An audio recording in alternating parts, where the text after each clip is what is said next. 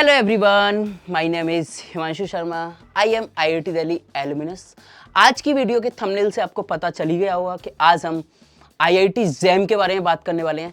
IIT jam क्या है, IIT jam exam हमें क्यों देना चाहिए, इससे कैरियर एंड अपॉर्चुनिटीज क्या क्या हैं, आज की वीडियो में इसको डिटेल्ड में डिस्कस करेंगे। सो आईआईटी जैम होता क्या है? जैम की फुल फॉर्म है joint admission test for master, यानी कि आईआईटी मास्टर्स के लिए जैम एग्जाम कंडक्ट कराती है।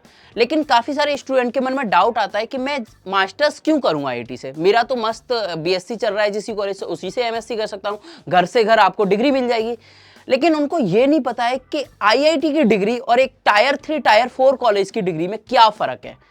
तो आईआईटी में आपको एक्सपोजर अच्छा मिलता है, आपको फैसिलिटीज जो tier 1 tier 2 like as IIT NIT college में मिलेगी वो आपको टायर 3 टायर 4 कॉलेज में नहीं मिल पाएगी। जैसे हम बात कर लेते हैं कि फिजिक्स एंड केमिस्ट्री में लैब होती हैं, तो टायर 3 टायर 4 के जो कॉलेज होते हैं उसमें या तो लैब होती ही नहीं है, लेकिन होती है तो वहाँ थर्ड क्लास कंडीशन की होती है।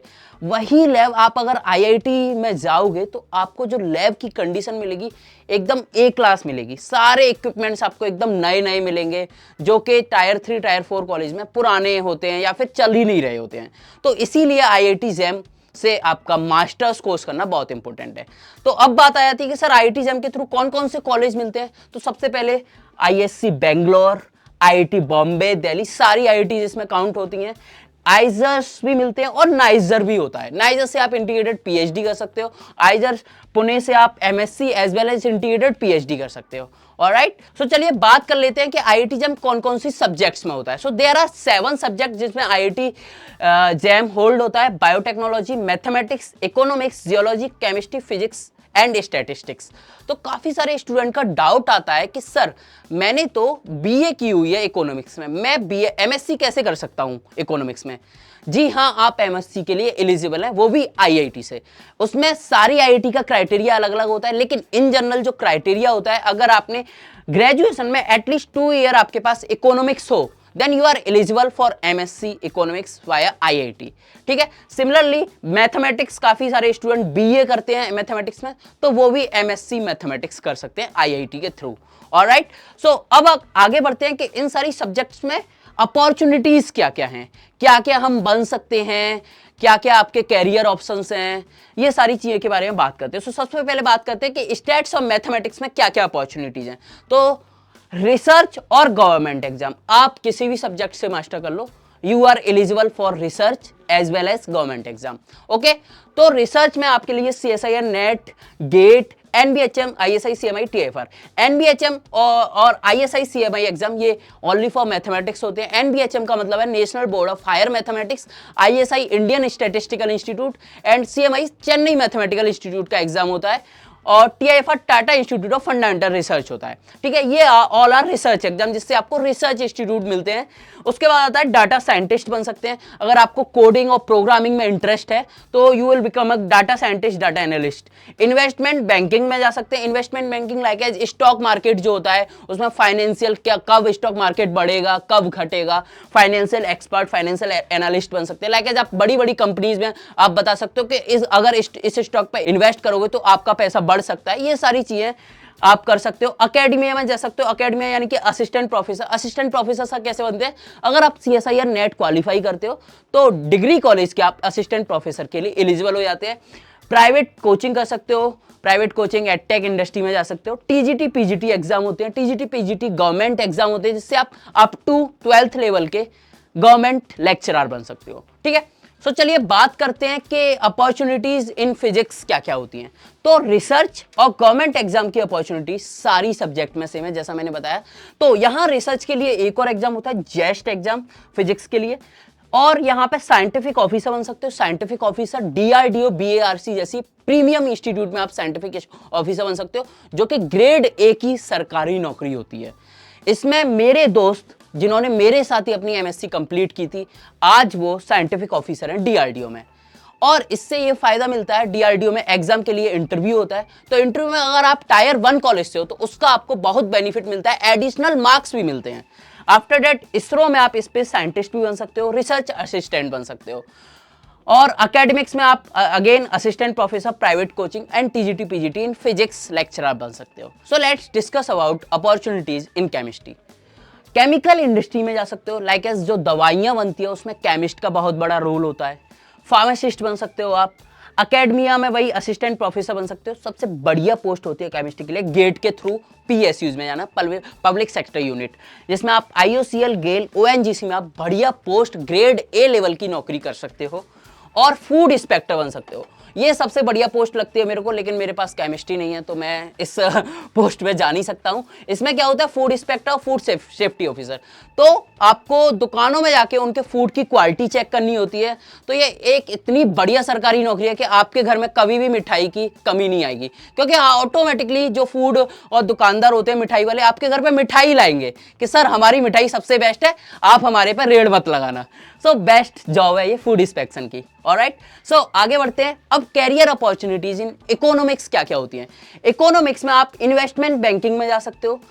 इन्वेस्टमेंट बैंकिंग में क्या होता है सर कि वही कि आप किसी भी मार्केट में कहाँ पे पैसा लगाना चाहिए जिससे हमें प्रॉफिट ज़्यादा रिटर्न हो, प्रॉफिट ओवरऑल प्रॉफिट ज़्यादा हो। डाटा साइंटिस्ट बन सकते हो, जैसा कि मैथमेटिक्स में data scientist and data analyst बन सकते थे, सेम इकोनॉमिक्स से भी आप डाटा साइंटिस्ट, डाटा एनालिस्ट बन सकते हो। फाइनेंशियल एनालिस्ट, फाइनेंशियल एनालिस्ट क्या होता है कि कहीं पे आपको लाइक किसी कंपनी लॉस में जा रही है तो कैसे ग्रो करना है, उसे क्या स्ट्रेटजी बनानी चाहिए, वो फाइनेंशियल एनालिस्ट का काम होता है।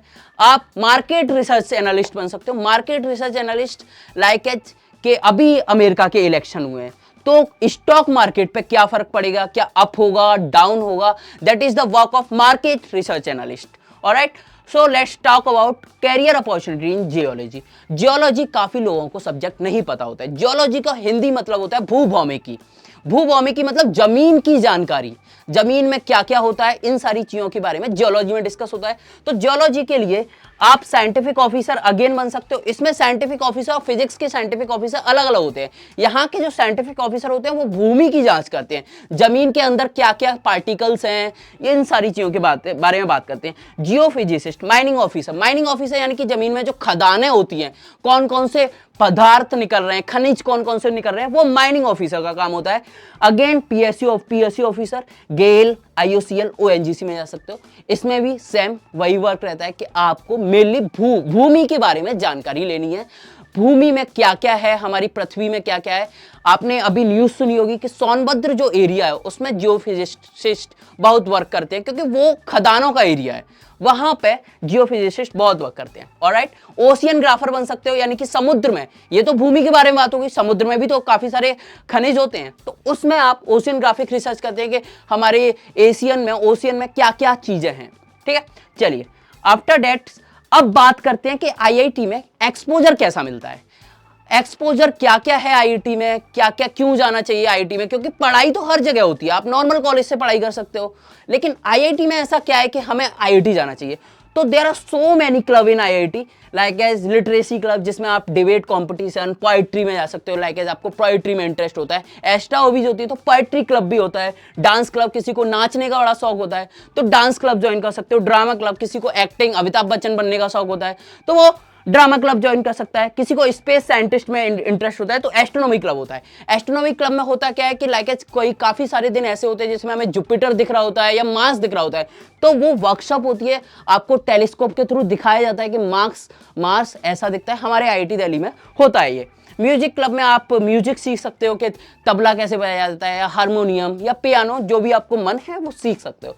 सबसे बेस्ट है एंटरप्रेन्योर डेवलपमेंट सेल, ये सबसे बेस्ट है। इसमें क्या होता है कि आप स्टार्टअप, आपको मान लो कोई आइडिया है स्टार्टअप, आपने सोचा कि मुझे कुछ स्टार्टअप खोलना है, तो स्टार्टअप खोलने के लिए आपके पास पूरी एक टीम है। आप अपना स्टार्टअप आइडिया प्रेजेंट करोगे, आगे जो जजेस बैठे होंगे, जो जजेस नॉर्मल नहीं होंगे, मल्टीनेशनल कंपनीज के फाउंडर होंगे, लाइक एज अश्नीर ग्रोवर, जोमेटो के फाउंडर दीपेंद्र गोयल, यही आपके सामने बैठे होंगे और वो आपको फंड करेंगे, फंड रेजिंग करेंगे, और आपका स्टार्टअप आइडिया बढ़िया हुआ तो ठीक है। ये आपको फैसिलिटीज टायर 3 टायर 4 कॉलेज में नहीं मिलेगी।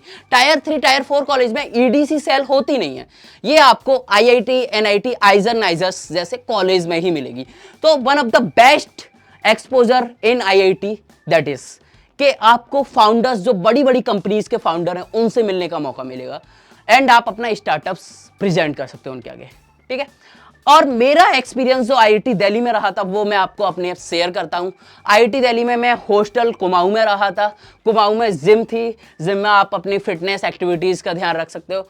और मुझे मैक्स का खाना बहुत अच्छा लगा था, जिसके बारे में अभी बात करेंगे।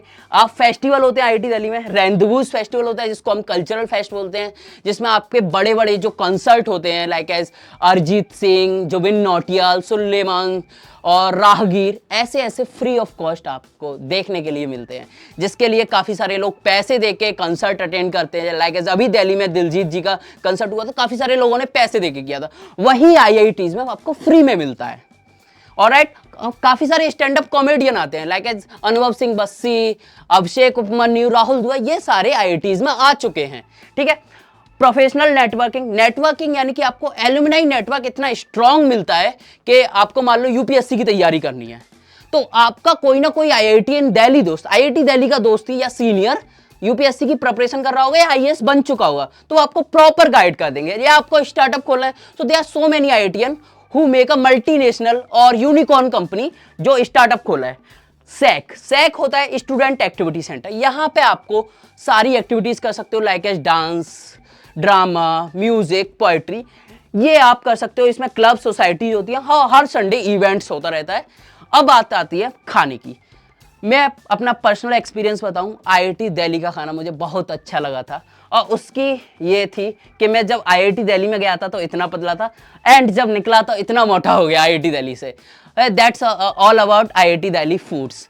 तो आईआईटी दिल्ली के फूड्स में मेनली मेरे को हर शाम डिनर में मिठाई मिलती थी, एंड जो मेरे को बहुत फेवरेट लगती थी, तो मेरे को आईआईटी दिल्ली का खाना बहुत अच्छा लगा। एंड अब बात आती है कि सर हमने एमएससी तो कर ली, अब जो गैप आता है ना समर इंटर्नशिप, एमएससी आपकी फर्स्ट ईयर हो गई, सेकंड ईयर में क्या करें? फर्स्ट ईयर और सेकंड ईयर के बीच में एक गैप आता है जिसमें हम ज्यादातर स्टूडेंट इंटर्नशिप करते हैं। तो जी हाँ, आईआईटीज आपको फैसिलिटी प्रोवाइड कराती है समर इंटर्नशिप की। तो मेरे काफी दोस्तों की इंटर्नशिप लगी थी, and one of my friend gate 80,000 per month summer internship. उसकी 2 महीने की इंटर्नशिप थी और उसका अभी पीपीओ लग चुका है, and he have a package 25 LPA। MSc math से ही था वो। अब मैंने क्या किया था, ये जो फोटोज है ये मैं गया था एनजीओ में इंटर्नशिप करने। मैं उत्तराखंड के एक पहाड़ों के एरिया में अपनी एनजीओ, जिसमें मेरे को टीचिंग करनी थी, एनएसएस नेशनल सर्विस स्कीम के थ्रू मेरी जो एनजीओ था, उसमें मेरे को अनडेवलप्ड एरिया में बच्चों को पढ़ाना था। 11th 12th 9th 10th के बच्चे थे, उनको मेरे को पढ़ाना था। तो मेरा जो एक्सपीरियंस था, देख रहे हो, पहाड़ों में जाने का मौका मिला था मेरे को। And this is me that are, ये भी काफी सारे आईआईटीएंस भी हैं एंड स्टूडेंट्स भी हैं। हम वहाँ पे मस्त तरीके से पढ़ाए थे बच्चों को, और बहुत पहाड़ों के बीच में आपको रहने का मौका मिलेगा। एंड आप पार्ट टाइम में अर्निंग भी कर सकते हो। पार्ट टाइम अर्निंग कैसे करें सर? आपकी जो क्लासेस होती हैं वो इतनी ज़्यादा फ्लेक्सिबल टाइमिंग की होती हैं कि आप स्मूथली रात के समय पे आप पार्ट टाइम अर्निंग कर सकते हो। पार्ट टाइम अर्निंग के लिए सर, आईआईटी के कुछ प्रोफेसर्स अपने बच्चे के लिए टीचर ढूंढ रहे होते कि उनको कोई पढ़ा दे। तो मैंने एक आईआईटी के प्रोफेसर के बच्चे को पढ़ाया था, एंड आप मानोगे नहीं, उन्होंने मेरे को पर आवर चार्ज किए थे। इन जनरल पर मंथली चार्ज होता है ना ट्यूशन में, उन्होंने मेरे को पर आवर चार्ज किया था। तो आपको ये पार्ट टाइम अर्निंग का मौका मिल सकता है।